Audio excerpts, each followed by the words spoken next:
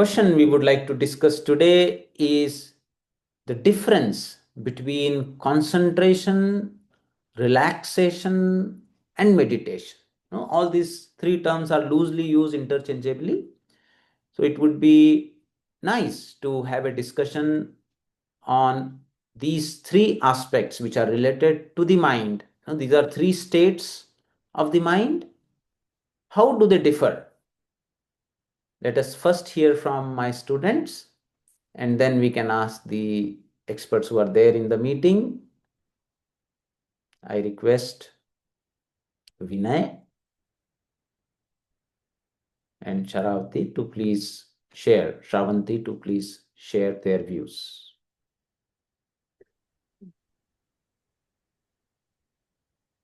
Namaste, sir. Namaste. So here the vast difference between concentration, relaxation, and meditation.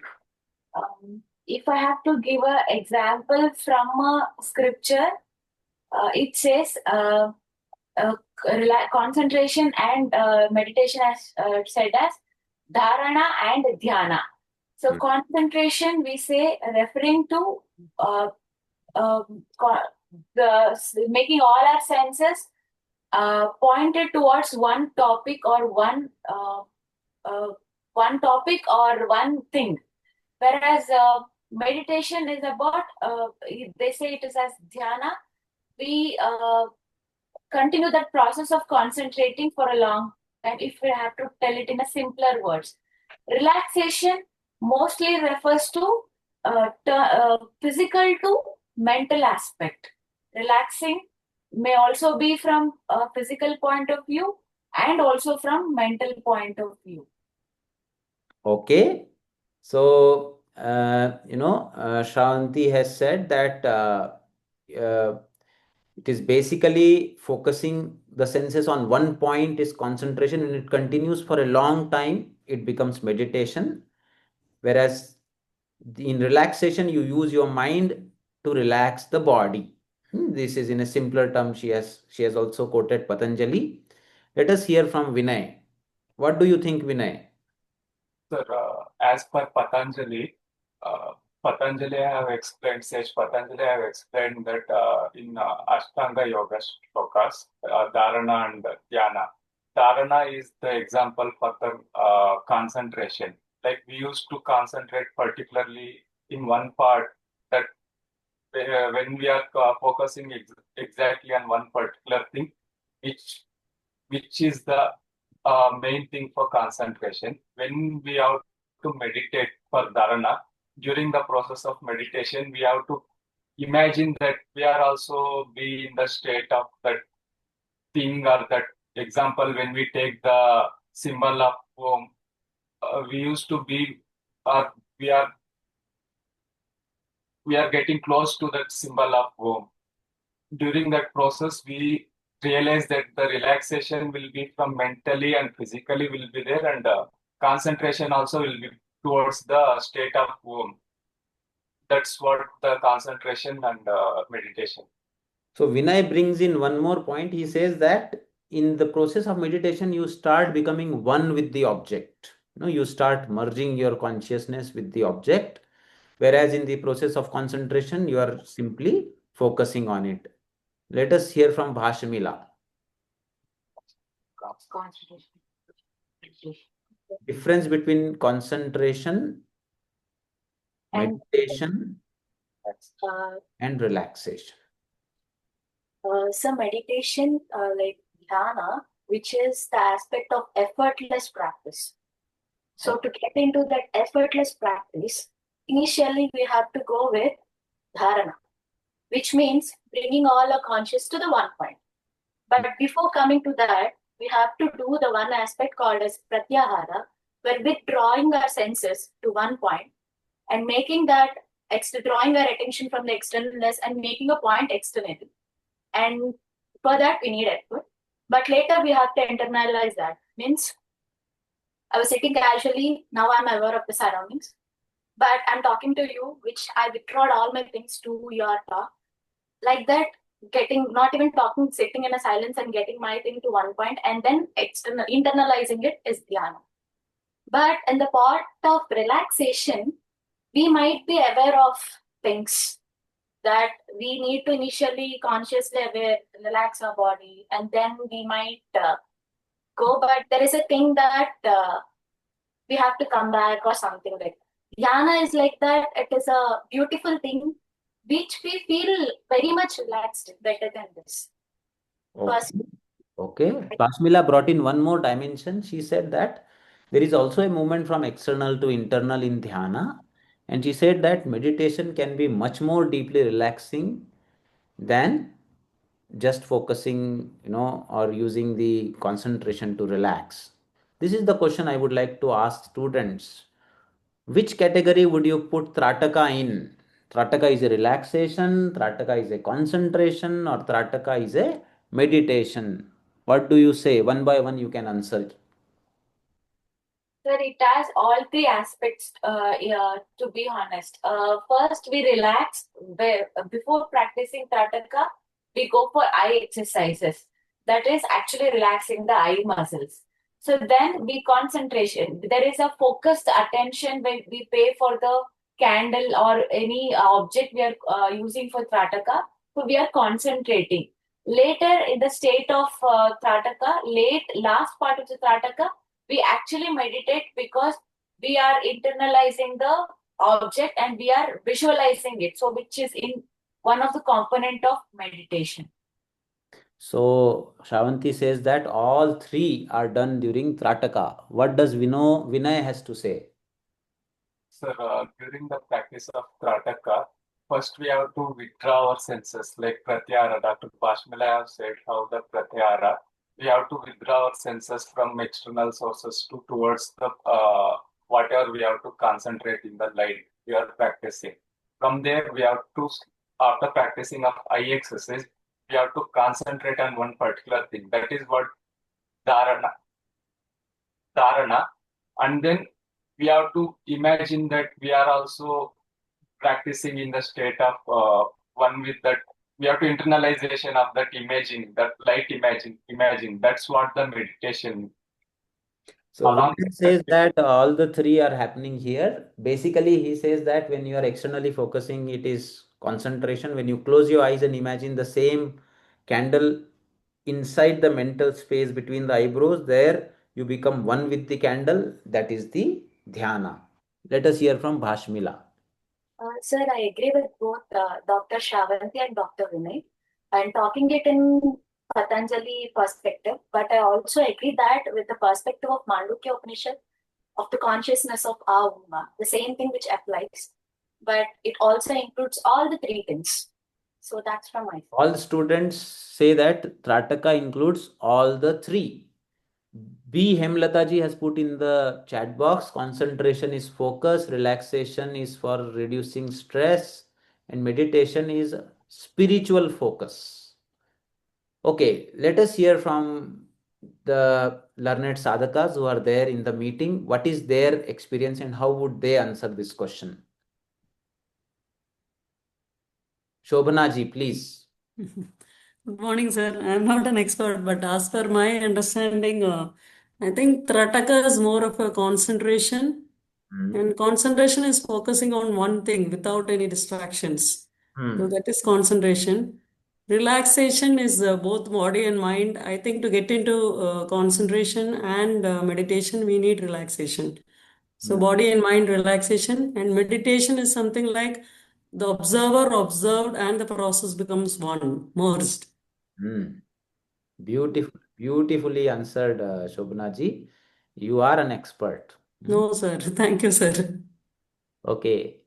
So Shobhana ji brought in beautiful dimension that the observer observed and the witness become one, in meditation.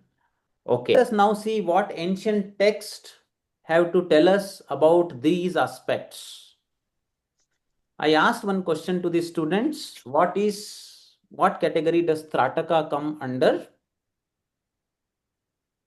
This particular parable of the chariot described in Katha Upanishad, where the human body is compared to a chariot, five horses are the five senses, the reins that control the horses is the mind, and the intellect is the charioteer.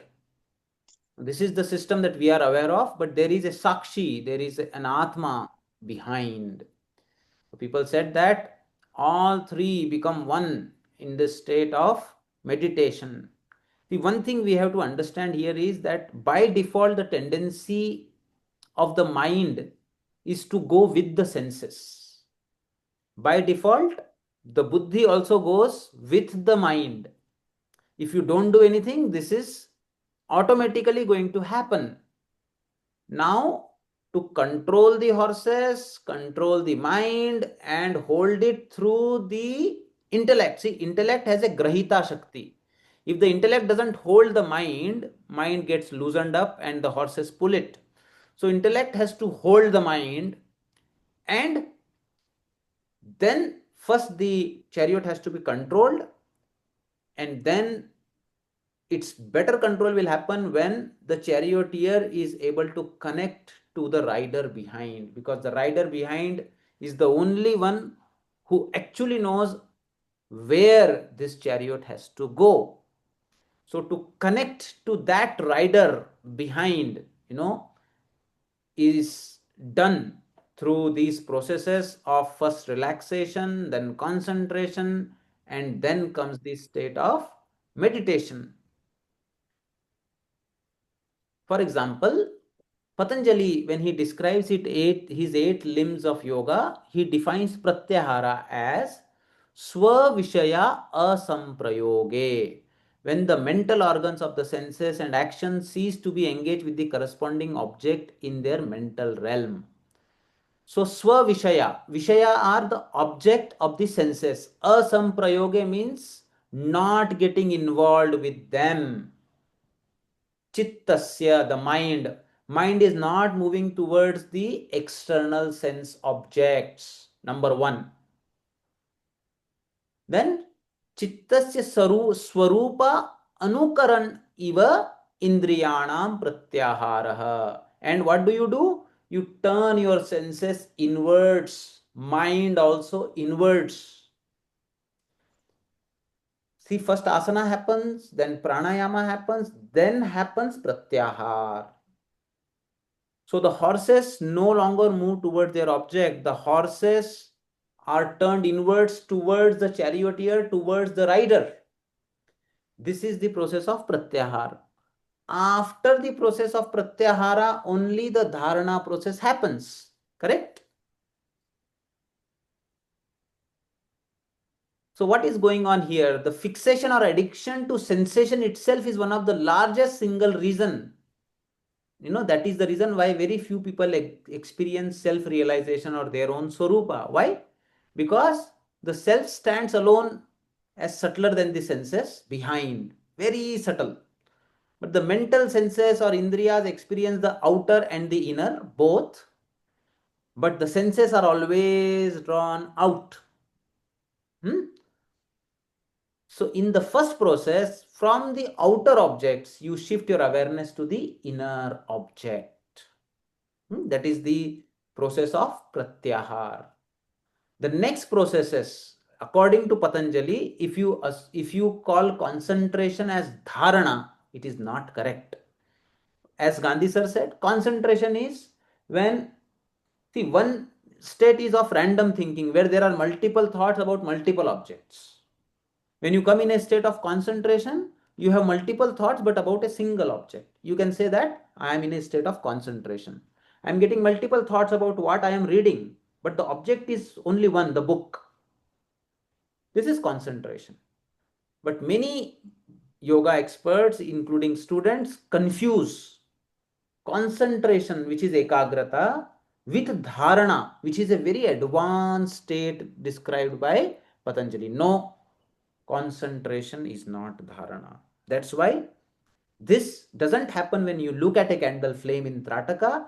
You cannot say that you are doing dharana. Trataka is a kriya. Trataka is a cleansing process where you keep on looking at the candle flame till tears roll down your eyes. So you are basically relaxing your senses. You are making them little relaxed so that you are prepared to go inwards. You are cleansing your eyes. You are cleansing your senses. and it is a very, very superficial process, a kriya that is to be done before doing pratyahara, dharana, dhyana, or other higher states. So, in the exam, if you tell me that Trataka is dharana, I will give you 0 mark, because before dharana itself pratyahara has happened. Your eyes are already closed. How will you look at the candle? Then, what is dharana? Deshabandha chittasya dharana. Now, this is the problem. The writer who has written it also, there is no other word. No, in English language, we are lacking words to describe very different states of mind which yogis were able to fathom as they meditated, went within themselves. So, in English, ekagrata is also dharana, is concentration, and dharana is also concentration. But no, probably we have to use some other word. It is inner concentration or something like that. Is the process of holding or fixing the attention of the mind onto one object, but see the later definition, in mental space. It is not in external space, because external space is out in pratyahara itself. Now everything that happens after that is within the mental space. So first process is cut down from all the objects of the senses. Close all the 9 doors of the body and turn inwards. Yogis sit in Padmasana and completely close down. If you are not able to do pratyahara, forget about meditation or any other thing. You may be doing something, headspace, listening, doing this, that. That is not dhyana. They are all relaxations.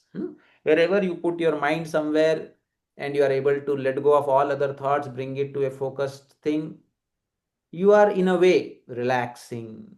Because when multiple thoughts, multiple objects come in the mind, the system becomes tensed and it is not able to relax. Even if you listen to some music, you relax because you are doing ekagrata, gentle focus of your attention non-judgmentally onto any object brings relaxation. But relaxation is very superficial. It can be on your body also. But as soon as you utter the word dharana, dhyana, please understand that they are all the processes happening after pratyahara. So there is no way that your senses are going to be in touch with any external object. They are already turned completely inwards in pratyahara. Then with pratyahara, internally you bring in an object. It can be a mental mantra. It can be a mental image. It can be, you can say that it can be just a question within you. Who am I? You go deeper and deeper within. So with this process in the beginning, your mind in the chitta vrittis, on the mental surfaces, mind always play either in sound or image. So in dharana also you have to either bring a sound, a mental sound, or a mental image. Now this mental sound and image that you are bringing will contradict with your default tendencies of what images and sound naturally come in your chitta. So you have a habitual chitta vritti pattern. You will get an image of the work that you have to do, something that somebody told you, those words, those sound will only come in wherever you are emotionally attached. But over that, you try to bring in the sound or image which will take you beyond these chitta vrittis towards the source, towards the rider behind. So you say, I will bring in Om, or I will bring Ram, or I will bring Allah, or whatever that reminds you of that Swarupa of yours. You bring that sound, or you bring the image of your deity, or you become one with the Shunya. Or like Buddha, you say, not this, not this. Whatever is my chitta vritti, which is drawing my mind out, I will deny that. Neti, neti. Because by denial also you can reach the one who is not the part of Prakriti. So when you close your senses, because the default tendency is always to go out, the mind starts projecting the object of the senses on the surface because it wants to go out, because it has been programmed to go out. It has been its tendency for many, many lives. Now suddenly from pratyahara, a new thing has happened. You want to turn inwards, and the mind is trying to repel that because there is a deep inertia for it to drive you out. But when you are able to resist that, not resist, but non judgmentally let go of that outer tendency and holding the mind with the intellect, you are able to turn it inwards. That is dharana. Among all the vrittis that keep coming in my mind, I bring the vritti of yoga. What is yoga? Yoga is to connect with my own self. That self may be represented by some cues, that may be a mantra or an image. I bring that again and again onto my mental surface. Whereas my default tendency is to bring the world onto my mental surface, and there the yogi starts his sadhana. While meditating, thoughts come. Let me go and eat this. Let me call this fellow. Let me book that appointment. Very important engagements come only when you sit and meditate because it wants to push you out. But a real yogi, a real sadhaka becomes aware of that. Let go. Uses his mantra. Om. शनै शनैरुपरमेत बुद्ध्या धृति ग्रहीतया आत्मसंस्थम मनः कृत्वा न किंचिदपि चिंतयेत. This is what Bhagavad Gita describes the process of dharana. When one continues doing this dharana again and again, again and again, again and again, repeated practice at the same time of the day, spending at least 30 minutes every day. You can begin simply with nama japa. I just start with japa. Hare Rama, Hare Krishna, Krishna Krishna, Hare Hare. Seeing the mantra that you are chanting as written onto your mental surface. Then complete dharana will take place on that mantra. Suddenly your vrittis will come, which will drive you into future or past. Denying that, holding with your buddhi, again coming to the mantra. This is dharana. With this, slowly, slowly, slowly, the vrittis will get cleansed. Once the vrittis start cleaning and the inertia, the gravity that the mind has to draw you out, once that default starts changing slowly, slowly, slowly with repeated practice. And you also show abhyasa, this is abhyasa, and you also show vairagya. Let go of the worldly things, don't get too much bothered. Okay, fine, everything is okay, let go, let go, let go. So with abhyasa, vairagya, abhyasa, vairagya, practice for years and years and years together, the vrittis become thinned out. The vrittis which draw you out become thin.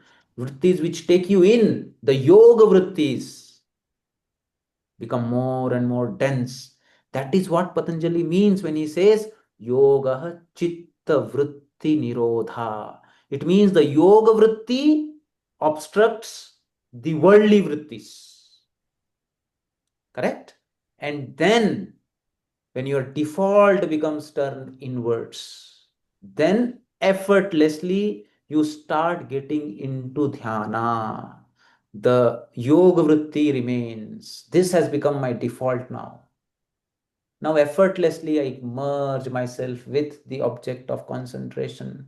I become one with Om, I become one with my Ishtadevata, or I completely get absorbed into the image or the sound that I am seeing. There is no vritti that can separate me from this and draw me out. No worldly vritti. I just remain calm, peaceful, expanded.